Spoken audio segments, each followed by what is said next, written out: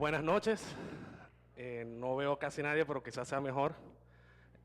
No crean, esto es bastante difícil. Para todos los demás que vinieron antes que yo los compadezco. Eh, yo estoy muy feliz de estar aquí hoy. Para mí es un gusto, es un honor. No puedo exagerar cuánto yo valoro que estemos aquí todos juntos, este espacio para encontrarnos y para conversar. Eh, conversar, compartir versos, compartir los poemas que nos gustan, las canciones favoritas. ¿Y por qué compartimos estas cosas?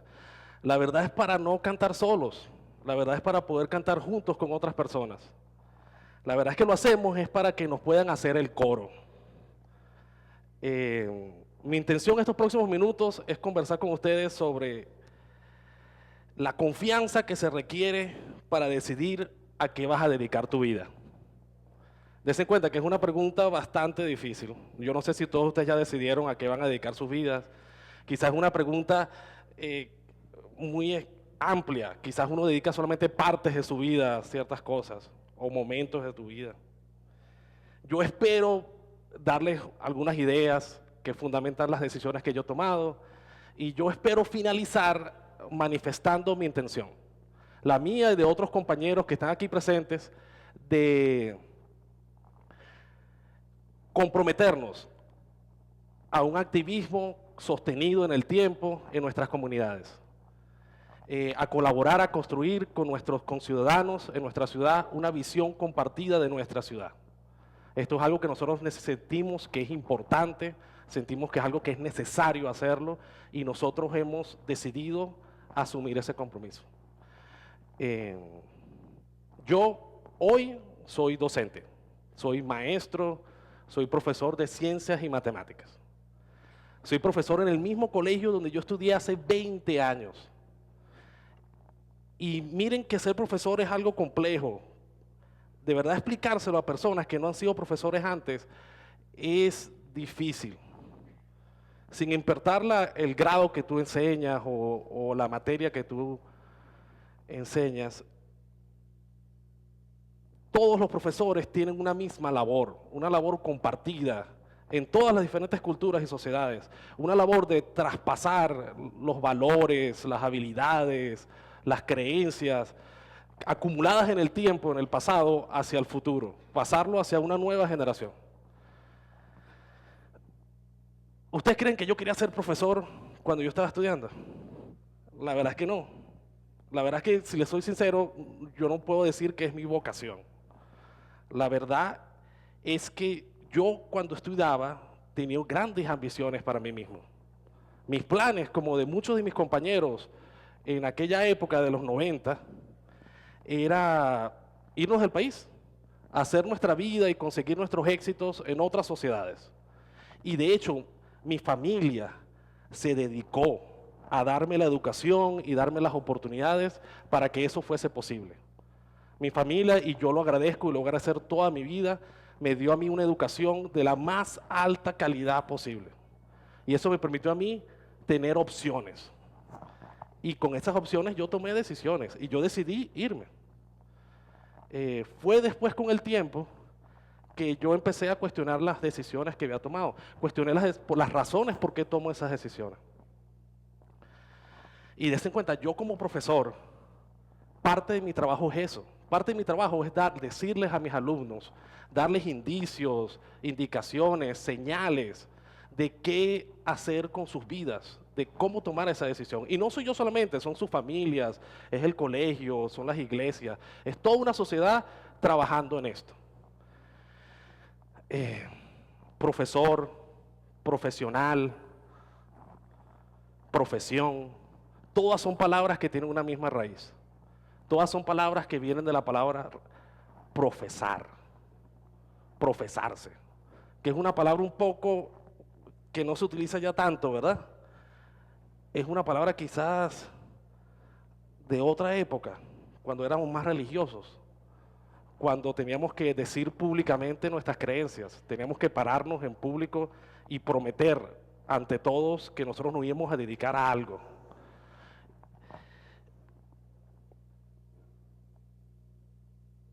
Disculpa.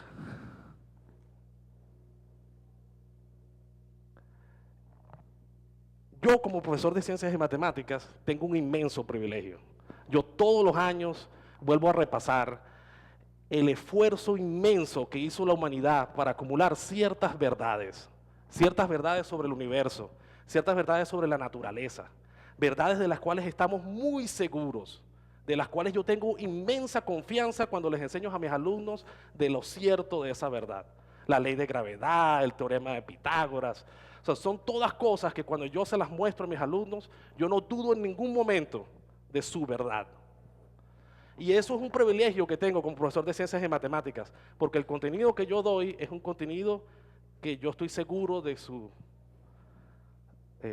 validez.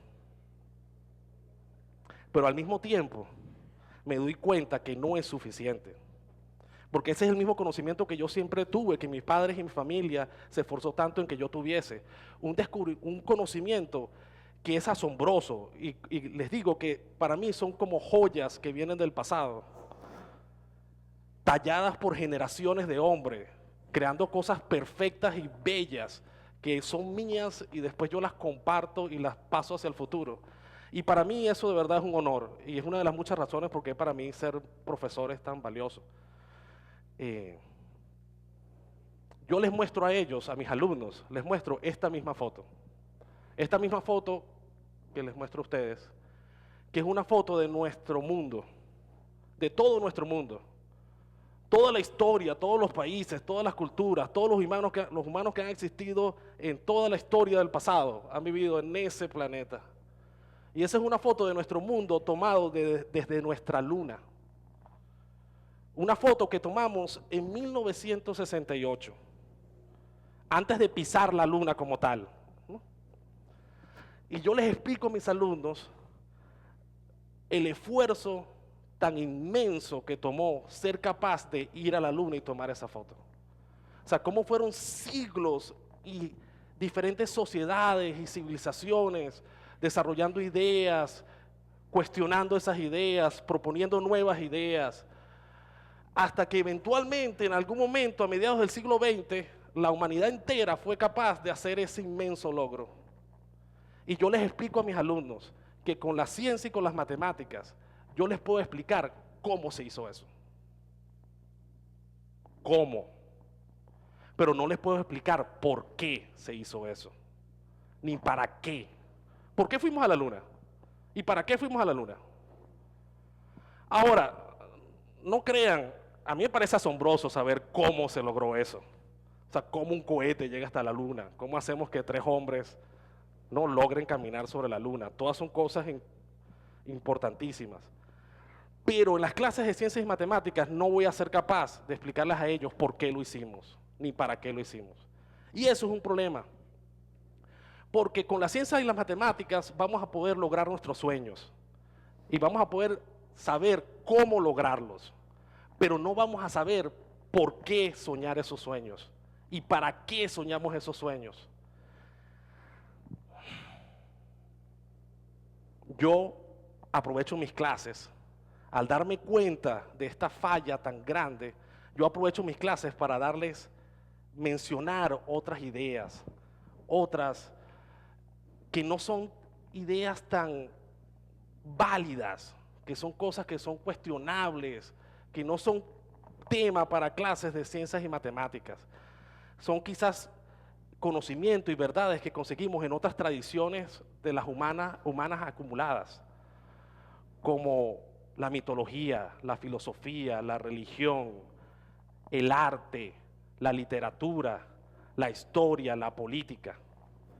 Entonces, me encanta echarles cuentos que mi propio padre me echaba a mí cuando yo era pequeño.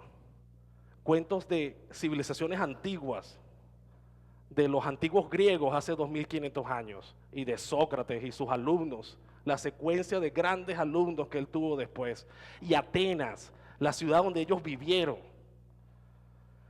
Les recuerdo a mis alumnos lo que Sócrates les enseñó a sus alumnos, que lo más importante era tener una actitud de humildad intelectual, que el peor error que podemos cometer en la vida es creer que lo sabemos todo, que lo correcto es tener una actitud, que ustedes deben saber esta frase, ¿verdad? Yo lo que sé es que no sé nada. ¿Ustedes lo han escuchado? En la antigua Grecia había un oráculo, el oráculo de Delfos. Y ese oráculo tenía una gran recomendación para todos los griegos. Y una recomendación que yo mismo le repito a mis alumnos. La recomendación era que en la vida, así no conozcas del mundo, así no conozcas del universo, mínimo debes conocerte a ti mismo. Mínimo tienes que tener una visión clara de tus valores, de tus deseos, de lo que te gusta, de lo que no te gusta, de lo que quieres, de lo que no quieres. Eso tienes que tenerlo tú claro con respecto a ti mismo. Quizás no sepas de otras personas, quizás no sepas de otros lenguajes, otros países, quizás no sepas nada de ciencia y matemáticas, pero mínimo deberías conocerte a ti mismo muy bien. A mí me gusta echar el cuento de Roma y cómo Roma se convirtió en el imperio que conocimos. Me encanta echar el cuento de Horacio sobre el puente. El cuento de un hombre que tiene que decidir sacrificarse para defender a su ciudad. Una Roma joven, una Roma pequeña, mucho antes de ser un gran imperio. Esa Roma estaba asediada por sus enemigos y estaban listos para invadirla. Y este hombre Horacio decide darle tiempo a sus ciudadanos parándose en el puente entre los enemigos. Y él dice una frase que es famosa hoy en día.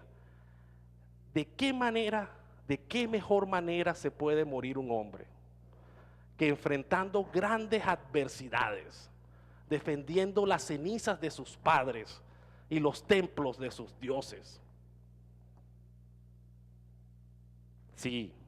Ahora, yo les digo a ellos que esas no son nuestra cultura, que esa no es nuestra civilización, que esos cuentos y esas historias son de esas sociedades, que esos son los cuentos que esos profesores le echaban a sus alumnos, y eran cuentos que tenían dentro de ellos la moraleja y los valores que esa sociedad quería promoverle a su nueva generación. A mí me encanta echar el cuento de Gilgamesh. Gilgamesh, el rey de Uruk. Y saben que este es el cuento más antiguo de la historia. Es un cuento que ya tiene más de 4500 años. Este cuento es más antiguo que el alfabeto. Es más antiguo que la Biblia. Este cuento ya era una leyenda antes de que se construyeran las pirámides.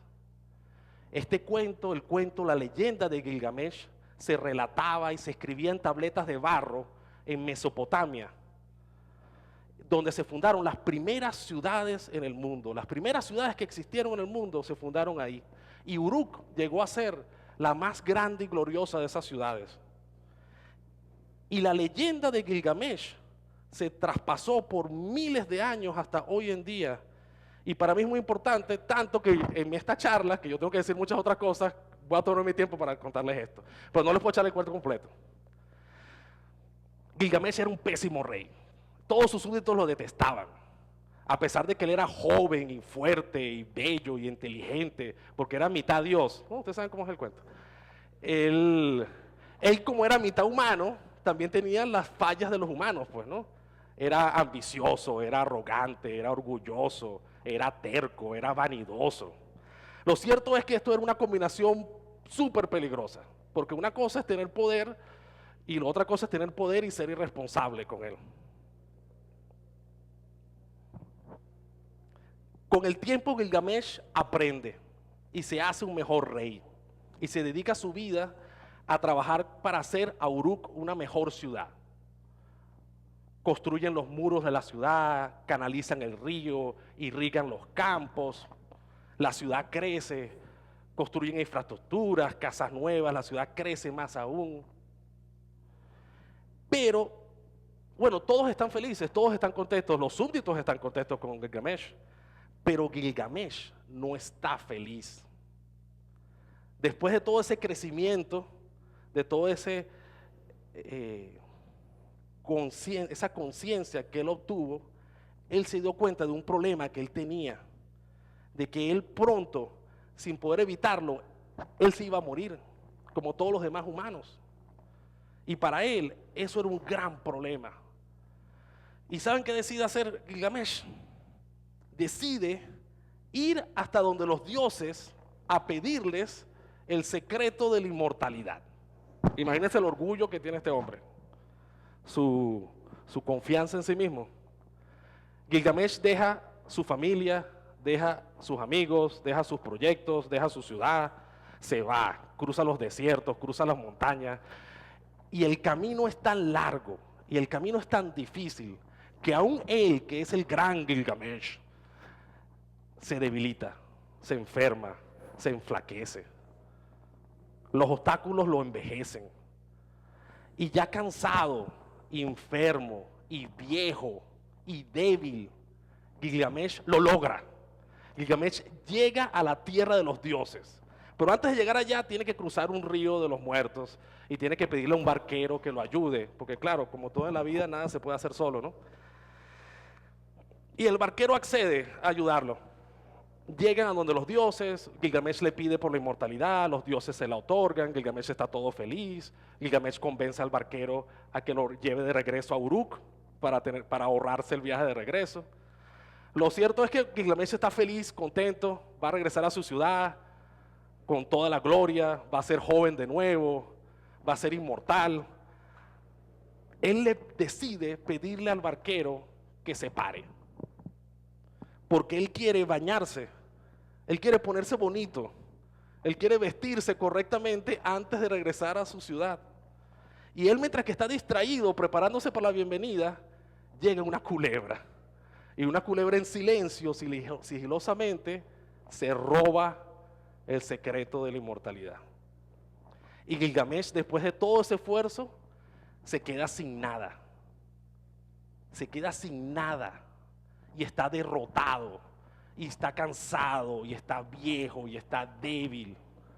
Y el barquero le ofrece, le dice, bueno, si quieres te llevo de regreso para que le vuelvas a pedir los dioses por de nuevo. Y Gilgamesh no puede, él reconoce que él ya no puede aguantar esa aventura de nuevo. Y entonces le pide al barquero que lo lleve hasta Uruk. Y claro, Gilgamesh con una pena inmensa, porque ya no tiene nada con qué pagarle, porque es un viejo pobre que no tiene nada con qué pagar sus deudas. Pero, y este es el final de la historia, cuando llegan a Uruk, Gilgamesh, que está preocupado porque no sabe con qué le va a pagar al barquero, se da cuenta que el barquero está asombrado. Que el barquero cuando vio a Uruk se asombró. Porque desen cuenta, ese barquero, que es el transporte entre los vivos y los muertos, desen cuenta, es como una fuerza de la naturaleza. Ese barquero nunca antes había visto una ciudad. Porque las ciudades no son producto de la naturaleza. Las ciudades son un invento nuestro. Y ese barquero nunca había visto una, y menos había visto a la grandiosa Uruk. Y Gilgamesh se dio cuenta que sí tenía con qué pagarle. Gilgamesh agarra y lo invita. Le dice, bájate del barco y visita mi ciudad. Camina conmigo sobre las murallas de mi ciudad. Camina y siéntate y vamos a contemplar el esplendor de Uruk. Sí. ¿Por qué yo he hecho estos cuentos? Espera. Me pasé. ¿Por qué yo le he hecho estos cuentos a mis alumnos? ¿Por qué le he hecho estos cuentos a ustedes? La verdad es que yo no quiero llegar a una conclusión definitiva. No lo vamos a poder hacer en 13 minutos, 15 minutos. Mi intención es darles a ustedes una visión panorámica de los valores y la forma en que esos valores se transmitían en el pasado. Y yo quiero decirles que como profesor, yo veo la forma en que los jóvenes están continuamente buscando respuestas para estas preguntas. Respuestas que buscan en su propia sociedad, respuestas que buscan en su familia. Y son respuestas que quizás para nosotros es difícil tenerlas. Desen cuenta, vivimos en un mundo que está cambiando vertiginosamente y cada vez cambia más rápido. Las tradiciones milenarias que hemos acumulado en el tiempo quizás no sean óptimas para el futuro. Y yo me pregunto a mí mismo, yo sé a lo que yo voy a dedicar mi vida. Yo tengo la capacidad de decirle a otras personas a qué dedicar su vida. Al final, la conclusión es que yo formo a mis alumnos y les doy herramientas para que ellos decidan a qué dedicar su vida. Cada decisión es un sacrificio. Cuando tú escoges hacer algo, dejas de hacer otra cosa.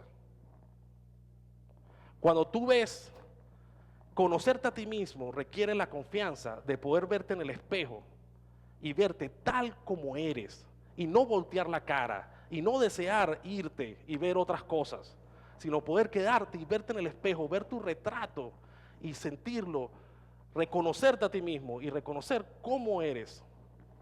Entonces, para mí es muy importante este señor, Rafael Cadenas. Él es un profesor. No solamente es un profesor, él es un profeso. Él es alguien que dedicó su vida a una gran labor, a un oficio de ser poeta. Y toda su vida, ese todo esfuerzo que él hizo, tuvo un gran fruto, un fruto que hoy es reconocido en todo el mundo y por todos nosotros. Él, a pesar de él estar muy contento con la decisión que él tomó en dedicarse a la poesía, es obvio por esa cita que él no está muy feliz cuando él se ve en el retrato de nuestra sociedad y de nuestra ciudad. Para mí, de verdad, que es a lo que yo quería llegar al fin y al cabo, yo y un grupo de personas, que muchos están aquí presentes, hemos decidido comprometernos con nuestra ciudad. Quizás principalmente para no decir eso cuando yo tenga la edad de Cadenas, para no decir cuánto debe andar mal en nosotros, porque yo quiero verme en un retrato, en el retrato de mi sociedad y de mi ciudad, y yo quiero sentirme lleno de orgullo. Para nosotros,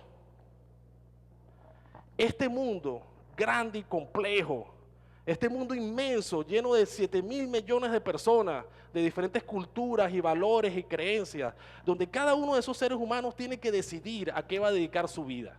Y toma esa decisión a base de consideraciones económicas, de valores religiosos, de lo que las demás personas piensan.